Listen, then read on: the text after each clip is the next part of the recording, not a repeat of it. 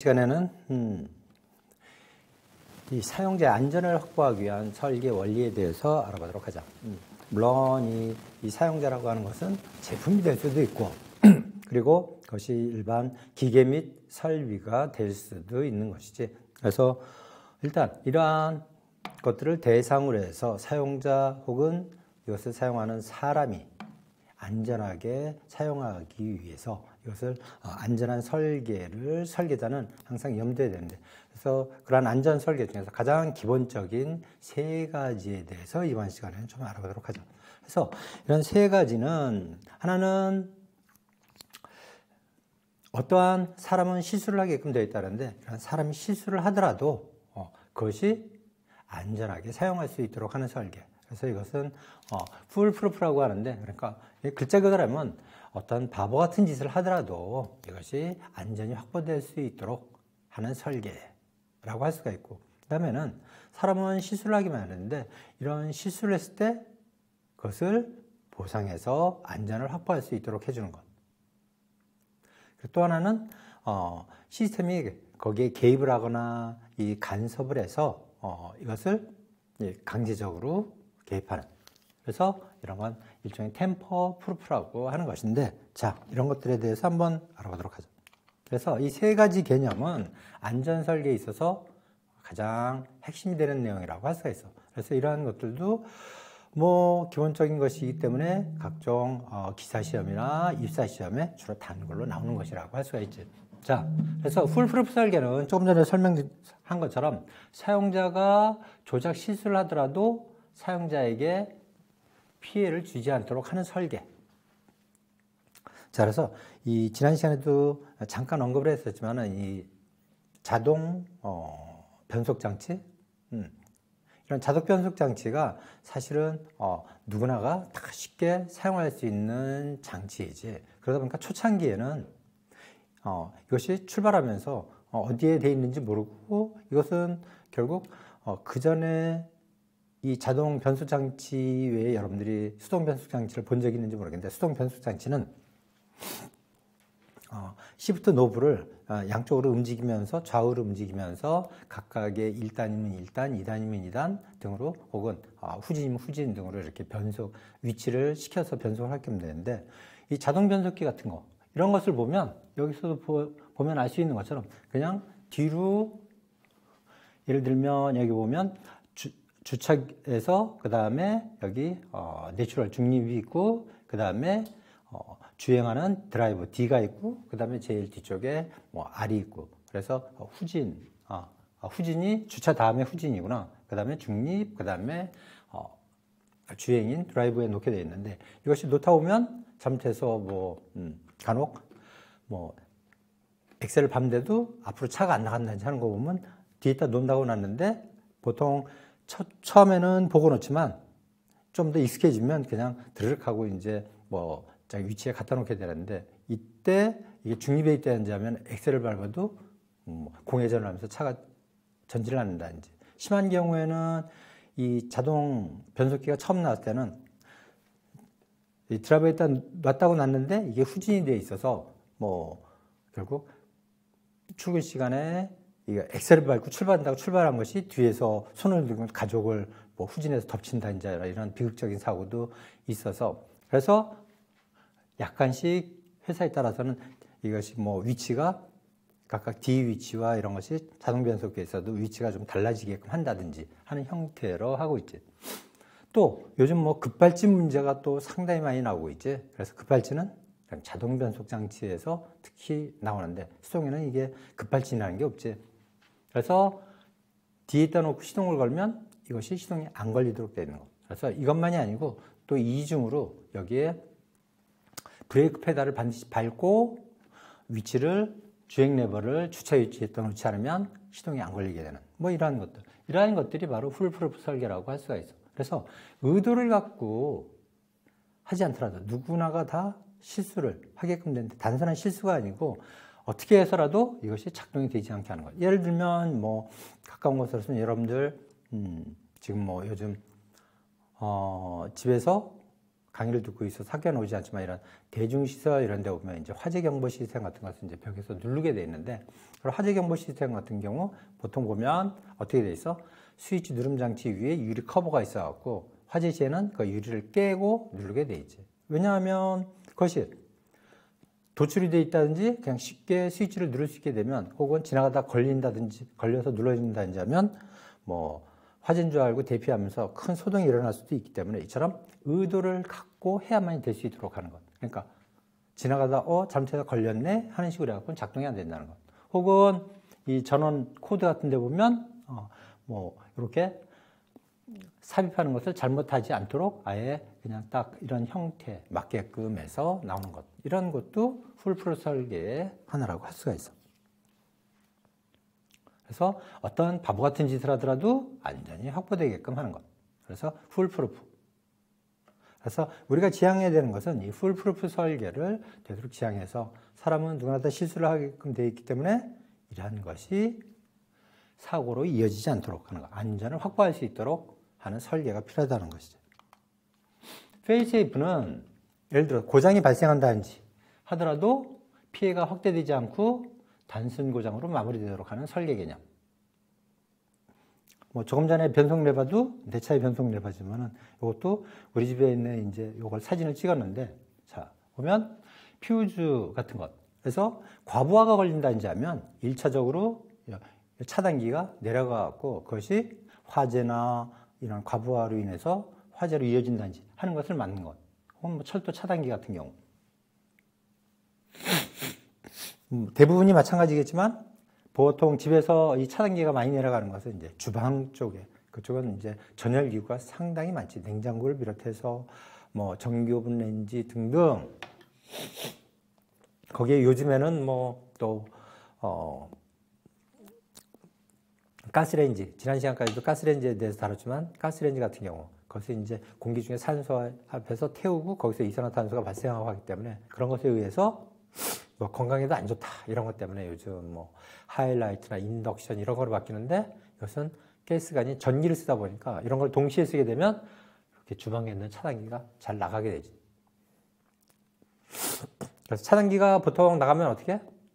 그것은 안전을 위해서 차단된 거기 때문에 다시 한번 전열기구 같은 것을 점검을 하고 과부하 걸릴 만한 것은 없는지 그런 거 확인하고 콘센트 이런 걸 확인한 다음에 다시 이렇게 집에 있는 차단기를, 뭐 우리 집 같은 경우에는 이게 주방에 설치가 되어 있는데, 그래서 주방 한쪽 벽에 되어 있는데 그것을 이렇게 뚜껑을 열고 이렇게 차단기가 내려가 있는 것을 올리면 되지. 그래도 또 차단기가 내려간다 그러면 이게 어디가 뭐 합선이 되어 있거나 뭐 잘못되어 있는 거기 때문에 다시 한번 차단기를 확인하고, 혹은 그걸 잘아낼 때는 이제 아파트 같은 관리사무소 혹은 일반 주택 같으면 뭐 전기를 공사하는 전기를 공사하는 곳에 전화를 해서 연락을 해서 이런 거 손을 봐야 되겠지.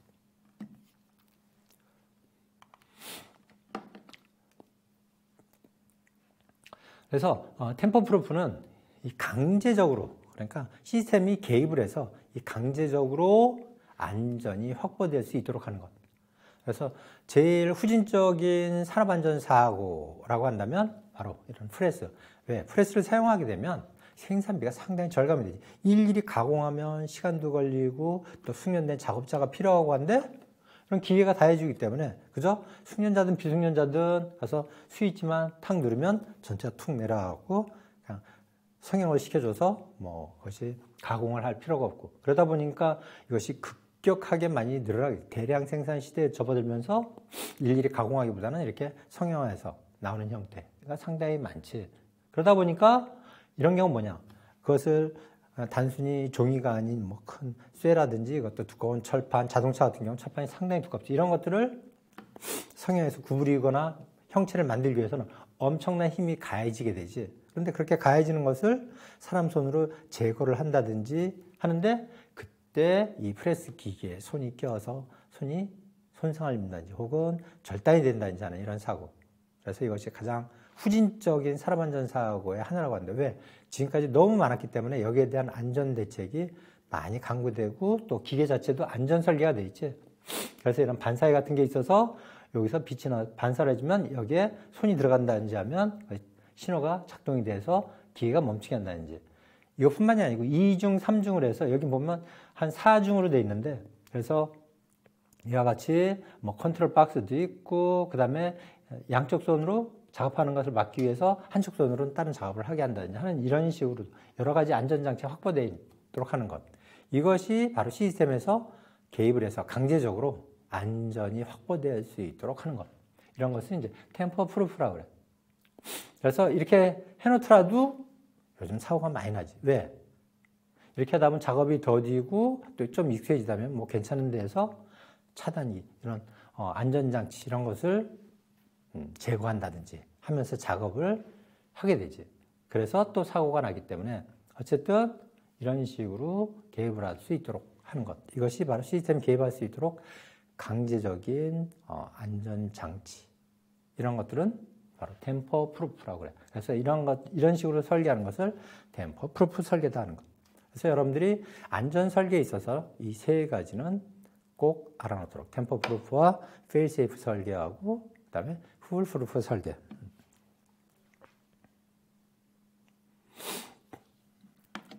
자, 안전과 관련해서는 우리나라도 2000년대 들어서면서 이제 이 제조물 책임법이라는 것이 도입이 됐는데, 사실 우리나라는 도입이 상당히 늦은 편이지. 상당히 우리나라는 산업이 발전한 형태임에도 불구하고 이 제조물 책임법이 제정이 늦어진 것은, 뭐 제조물 책임법이 제정이 되면 많은 기업들이 상당히 이 법 때문에 힘들어진다 하는 그런 얘기를 하고 해서, 뭐 필리핀, 중국, 우리나라보다 산업 기술이 훨씬 떨어지고 경제적으로도 뒤처진 나라가 벌써 우리나라보다 10년, 20년 앞서서 시행된데도 우리나라에서는 시행이 어렵게 되고 있는데, 이 제조물 책임법의 핵심은 뭐냐면, 이 제조된 제조물, 특히 일종의 그런 것들은 제품으로 유통이 되고 그것을 사용자가 혹은 고객이 사용하게 되지. 이때 이러한 제조물의 결함이 있어서 그로 인해서 사고가 나게 되면 제조업체에서 책임을 져야 한다는. 지금까지는 민법에서도 이런 걸 보호하고 있지만은, 민법에서 보호하고 있는 것은 그때 제조물이 잘못되었고 제조사의 잘못이 있다는 것을 피해자가 입증을 해야 되는데, 반대로 이것은 뭐냐면 피해를 입게 되면 제조업체가 우리는 제조물에 결함이 없다라는 것을 입증을 해야 되는 것이 반대로. 그래서 제조물 책임법 그 자체를 보면 이것을 약자를 주셔서 이제 PL법, 머리 글자만 따서 PL법이라고 잘 알려져 있는데, 제조물이 결함으로 인해서 소비자 또는 그것을 사용하는 소비자뿐만이 아니고 제3자의 생명이나 신체, 재산 등의 손해 혹은 손실이 발생했을 경우 그 제조물을 제조한 업자 혹은 그것을 유통한 판매업자에게 손해배상 책임을 지게 하는 법리인데, 실제적으로는 징벌적 손해배상을 하게끔 돼 있어. 그냥 손해배상하면 어떻게 돼? 내가 피해를 입은 것만을 배상해주고.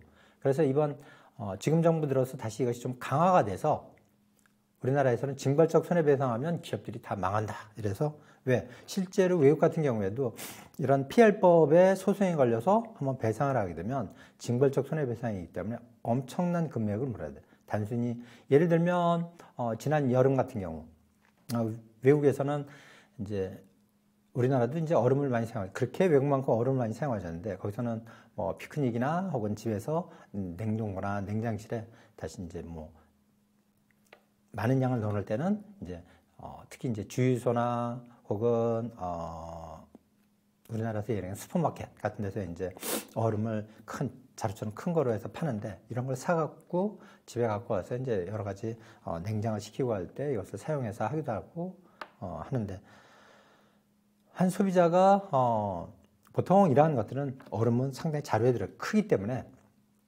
보통 외부에 있지. 그러면 이제 고객이 이것을 캐시어한테 얼음을 산다고 이야기를 하고, 그것이 승인이 나면 이제 바깥에 나가서 이제 얼음을 꺼내갖고 가는 건데, 그러다 보니까 본인이 직접 꺼내다 보니까 이때 얼음은 어떻게 그것이 비닐로 쌓여있든 무엇에 쌓여있든 사용하면서 거기에 뭐 물기가 생기고, 그런 습도 차이 때문에 그 다음에 그것이 물이 떨어지고 해서 물기 많이 떨어지지. 그러니까 그 주변은 항상 물기가 있으니까 또 거기서 미끄러지거나 하면 또 여기에 대해서 손해배상을 물어야 되기 때문에 거기 어떻게 되냐면 이제 흔히 뭐 나무로 된 판자인데 보통 이제 팔레트라고 그러지 물건 같은 걸 대량으로 싣고 그것을 지게차로 싣고 할 때 쓰는 그것을 이제 팔레트라고 하는데 나무로 된 것인데 이제 그런 걸 깔아놓지 나무로 해놓으면 물기가 떨어지면 흡수되고 그 사이사이로 또 바닥으로 물이 떨어지기 때문에 근데 문제는 뭐냐면 이 얼음을 가지러 간 소비자가 얼음을 끊으려고 갔다가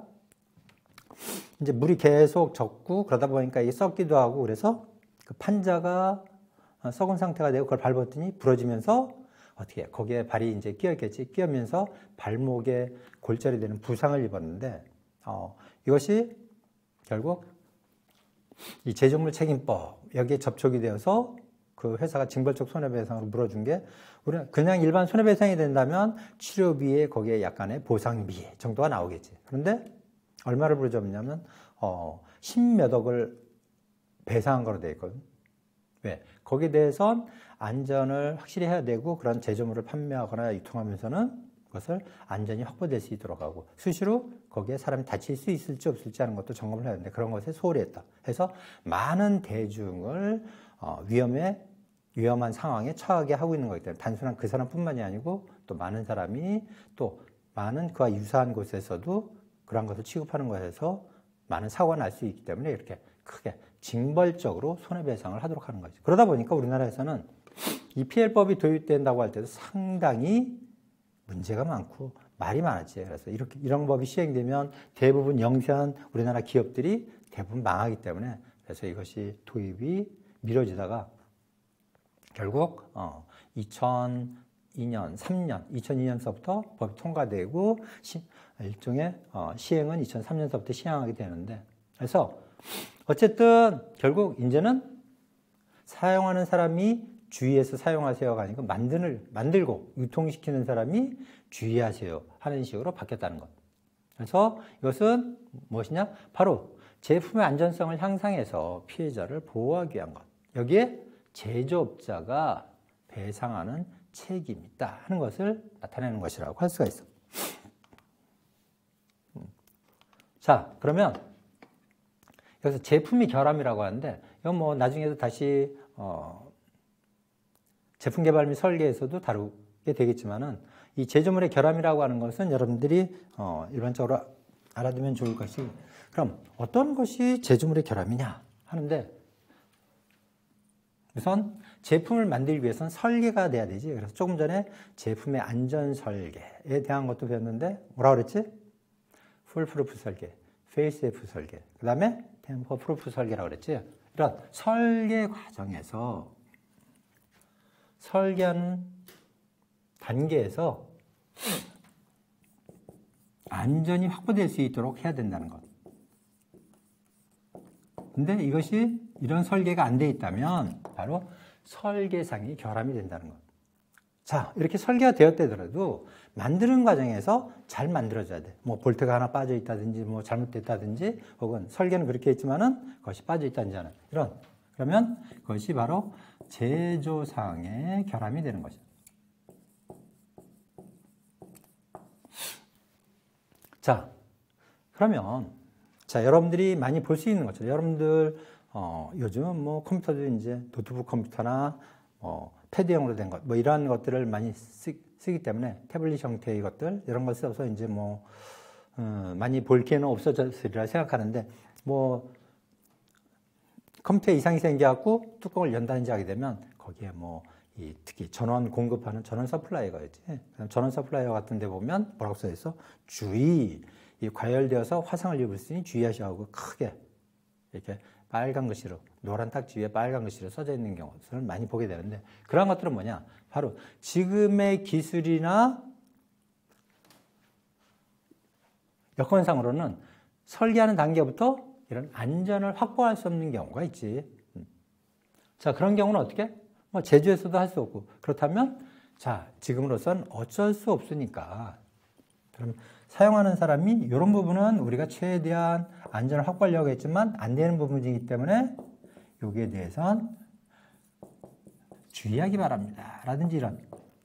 그래서 안전을 확보할 수 있는 표시상의 결함 이것이 있다면 결국 이 세 가지 결함이 있다면 바로 이와 같이 징벌적 배상을 하도록 되는데 우리나라는 이번 정부 들어서는 이것이 좀 강화는 되었다래도 이제 3배까지 그러니까 소비자가 입은 피해의 3배까지 보상을 할 수 있도록 하고 있는데 아직까지 이 피해법이 제대로 시행된다고 하는 것 볼 수가 없지. 왜?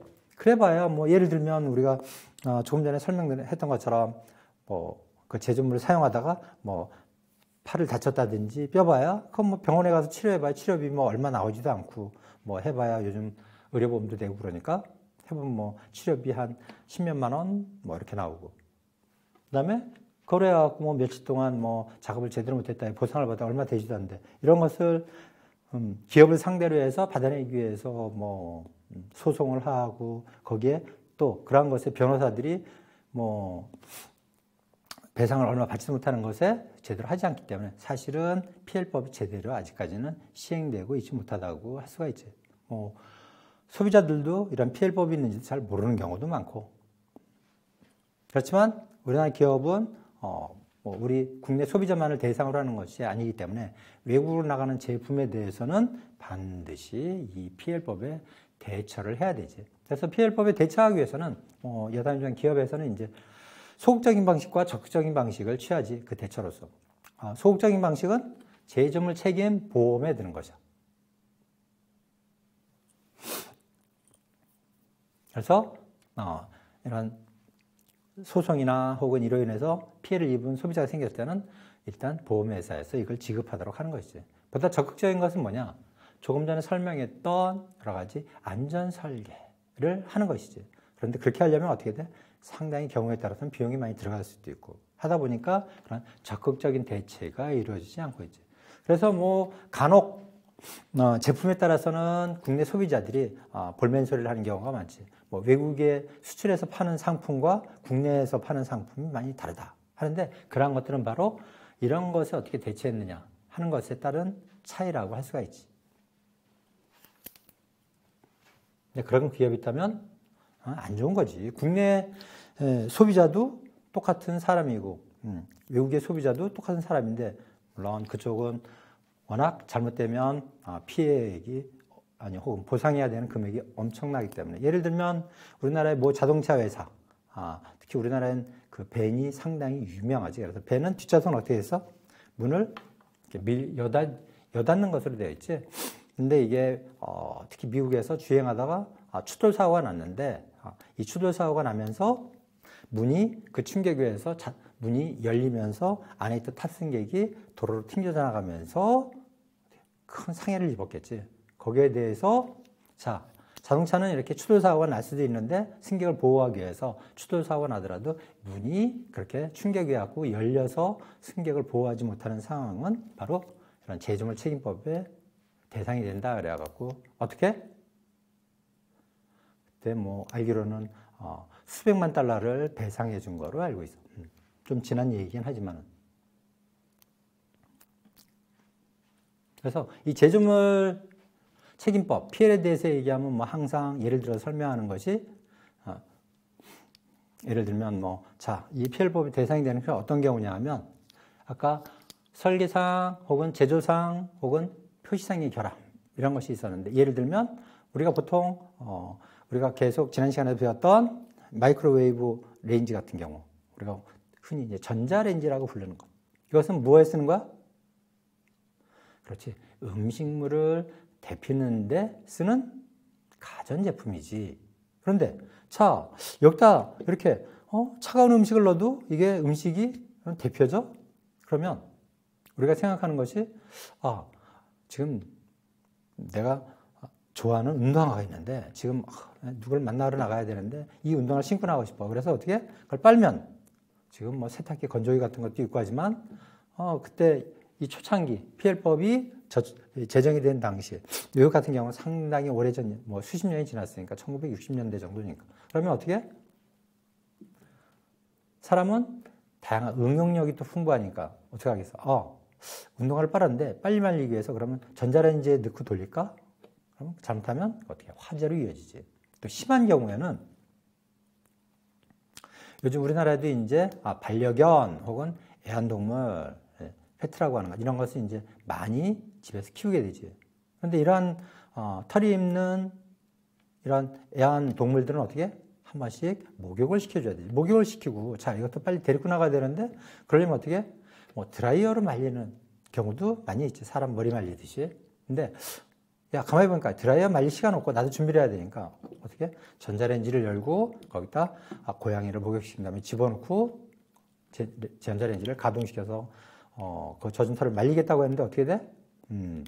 끔찍한 일이 발생하는 거지. 그런데, 제조사를 상대로 소송을 건 거야. 내 운동화가 타버리고 혹은 그로 인해서 불이 났어. 그 다음에 애완동물이 죽었어. 이 가족과 마찬가지인데 어떻게? 소송을 걸었는데 그러면 우리가 생각하기엔 무슨 바보 같은 짓을 해놓고 무슨 소송이야. 그럴 텐데 제조물책임법에 바로 표시상의 결함으로 해서 배상을 하게 되는데 그것도 우리나라도 아니니까 어떻게 세배가 아닌 징벌적 배상에서 엄청난 금액을 물어줘야 된다는 거예요. 그래서 여러분들 특히 전자레인지 같은 데 뭐라고 써져 있어 사면 바로 주의사항에 보면 반드시 음식물을 덮이는 데만 쓰고 화재가 날 수 있는 종이나 뭐 호일 같은 거 이런 것들을 사용해서 데피면 안 되고 음식물을 뭐 등등 많이 써져 있지. 거기에 그래서 세탁물을 넣거나 애완동물을 넣거나 그런 거 하지 말라고 되어 있고. 그런 것들을 안 하면 어떻게 돼? 왜? 사람은 누구나 사용하면서 기왕이면 이런 기능이 있어? 데피거나 그러면 뭐 이런 데도 응용을 해볼까 하는 것을 하기 때문에 사람은 그런 생각을 할 수가 있기 때문에 그렇게 하지 못하도록 그것을 바로 표시상의 결함으로써 제시를 하고 있는 것이죠. 그것을 통해서 뭐야? 결국 피해가 있는 사람이 없도록 하는 것. 그리고 그걸 통해서 제품의 안전성 향상을 도모하기 위한 것이라고 할 수가 있습니다. 자, 그러면 제품을 사용하면서 사용자는 어떠한 실수, 에러를 일으키느냐 하면 보통은 정상적인 사용, 그러니까 사용한다는 것은 또 고장 상태의 사용 혹은 잘못 사용하는 것. 그래서 예를 들면 오사용은 바로 그거지. 세탁기에 들어가서 목욕하는 대신에 세탁기 안에 들어가서 앉아있을까 그러면 때가 자동으로 다 빠질래나 옷에서 때가 빠지듯이 엄청 위험한 짓이지. 근데 그런 생각을 할 수도 있는 거지 뭐 사람이. 그 다음에 아까 이야기한 것처럼 전자레인지에 운동화나 혹은 페트나 이런 걸 집어넣을 수 있는 이건 오사용이라고 했어요. 고장 상태의 사용. 고장 상태의 사용은 사용하는데 고장이나 그리고 그러면 고장이 나면 작동되는 상태에서 고장이 나면 어떻게 되지? 상해로 이어지지. 혹은 어떠한 사고가 발생하게 되고. 네. 통상적으로 그래서 정상적인 사용과 비정상적인 사용을 우리가 상정했을 때 대부분은 정상적인 사용이 많지. 오사용은 많지는 않지, 드물지. 근데 고장 사용, 왜? 제품이라는 거 하는 것은 고장 날 수가 있기 때문에 고장 상태에 사용하게 되는 경우도 있게 되고. 그래서 사용자가 주의해야 될 것은 정상적인 사용할 때는 당연히 사고가 나면 안 되겠지. 그러면 사용자가 주의해야 될 건 고장 상태에 사용하게 되는 경우나 잘못된 사용하는 것.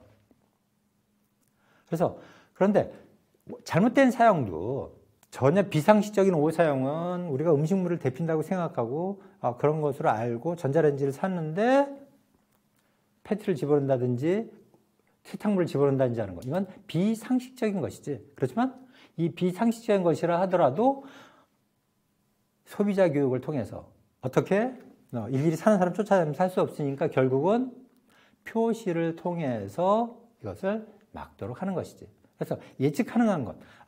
이 정도는 이렇게 고객이 할 수도 있어 하는 것은 뭐야? 기업이 확보해야 될 안전 기준은 바로 정상적인 사용뿐만이 아니고 이것이 고장나게 되면 어떻게 되지? 그래서 고장 상태를 알린다든지 하는 뭐 그런 것을 도모하고 또 사람이 잘못 사용할 수도 있는 것.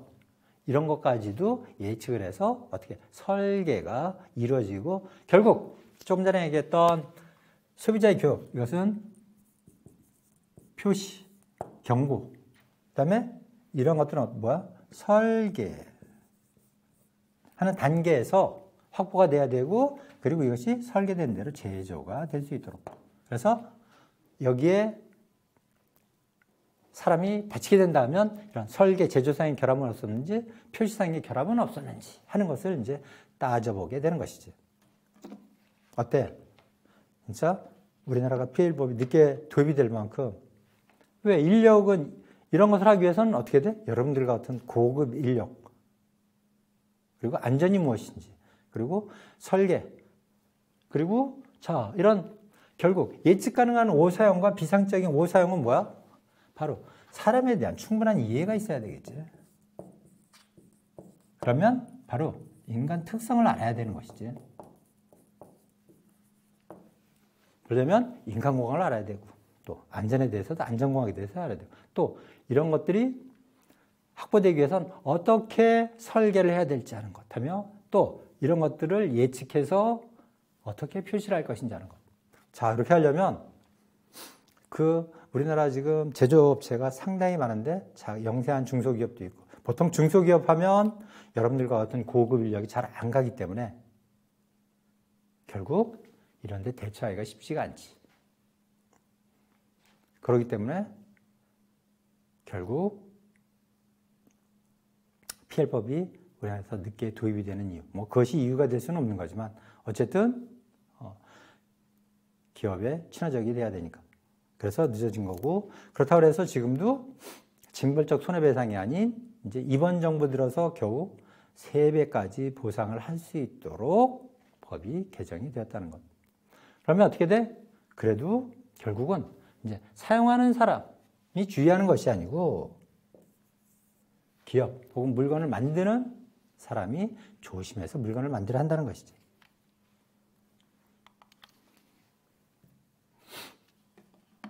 그래서 다시 한번 설명하면 결함의 종류는 설계상, 제조상, 경고, 표시상이라.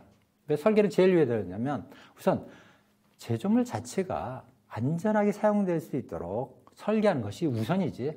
그래서 제품을 설계하는 과정 그리고 그 제품 자체의 구조 자체에 결함이 없도록 하는 것. 사용하는 중에 과열돼 폭발하거나 깨지거나 하는 일이 없어야 되겠지. 제조상의 결함. 제조 과정에서 결함이 발생되면 안 되고 어디 나사나 볼트가 하나 빠졌다든지 잘못됐다든지 하면 안 되지. 경고 표시상의 결함은 그 사용법을 비롯해서 주의사항, 그 다음에 경고 이런 것이 제대로 돼 있는지. 근데 중요한 것은 여기서 경고를 했다고 다 끝나는 것이 아니고 보기 눈에 잘 띄게 했느냐 하는 것. 뭐 그거 해놨더니 누가 일일이 요즘 그런 걸 다 읽는다고. 한눈에 눈에 띄고 이게 뭐지 하고 봐서 결국 사용자가 인지할 수 있게 해야 한다는 것이지.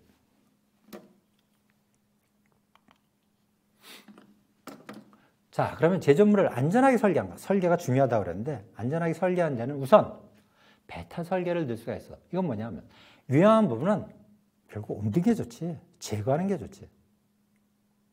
또 제거하는 게 좋지만 근데 어떻게 그것은 어쩔 수가 없어. 왜?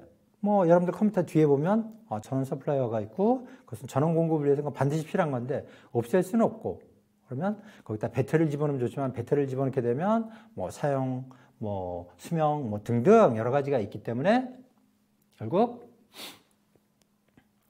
그래서 예를 들면 날카로운 부분을 감싸든지 그걸 숨겨하는 이런 것들 혹은 자 어쩔 수 없이 제거할 수가 없다. 그러면 어떻게 돼? 그것을 배치 혹은 구조상의 분리를 통해 격리시키는 것 혹은 뒤쪽으로 보낸다든지 혹은 커버를 한다든지 하는 것. 예를 들면 여러분들 많이 탄 자전거의 체인 커버, 선풍기에는 어떻게 망이 있지. 그래서 그 망도 꼬맹이들 어린아이들은 신기해서 손가락을 집어넣었을까? 어린아이 손가락 같은 게 들어갈 수 있기 때문에 어떻게? 그러면 이제 그것을 또 싸는 망 같은 것이 있다든지 하는 것. 자, 이렇게 어쩔 수 없이 그것을 제거할 수 없으면 제품이 갖고 있는 위험을 사용자에게 알려주기 위해서 경고하거나 표시하는 이런 경고 시스템을 마련해야 한다는 것.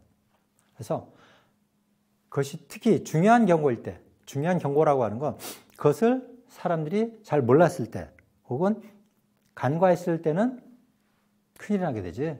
왜? 다치고 신체 혹은 재산상의 피해를 입기 때문에. 그러면 소리나 빛 등 2가지 이상의 전달 방법을 갖는 경고 시스템을 마련해야 한다는 거. 왜? 빛만으로 했을 때는 내가 그것이 내 시야 안에 안 들어오거나 그걸 못 봤을 때는 보이지 않는 거. 어차피 우리 인간의 시각은 사각이라는 것도 있고 그렇기 때문에 결국 두 가지 이상의 전달 방법을 통해서 경고하는 시스템을 마련해야 한다는 것.